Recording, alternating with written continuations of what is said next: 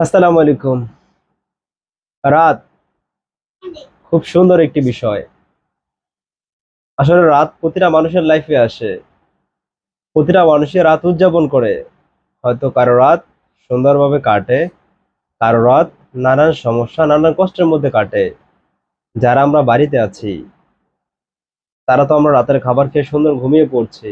কিন্তু যে মানুষগুলো হাসপাতালে ভর্তি আছে, যে মানুষগুলো নানান সমস্যা আছে, যে মানুষগুলো নানান চিন্তা ভাবনা টেনশন নিয়ে আছে, সেই মানুষগুলো কিন্তু রাত সুন্দর হয় না।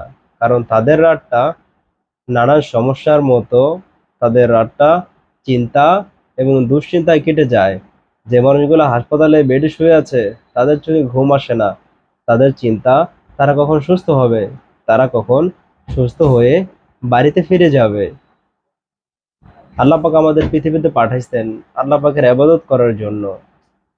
প্রতিটা মানুষের উচিত রাতে খুব তাড়াতাড়ি ঘুমিয়ে পড়া।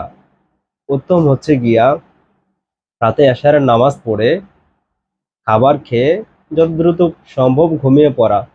তাহলে যে কোনো মানুষের ভোর সকালে উঠে ফজরের নামাজ পড়াটা সুন্দর হবে। যখন আপনি রাতে অনেক লেট করে ঘুমাবেন, তখন আপনার রাতে ঘুম থেকে উঠতে অনেক লেট হবে। এই জন্য আমাদের উচিত রাতে যথাসম্ভব খুব তাড়াতাড়ি ঘুমিয়ে পড়া। ধন্যবাদ সবাইকে।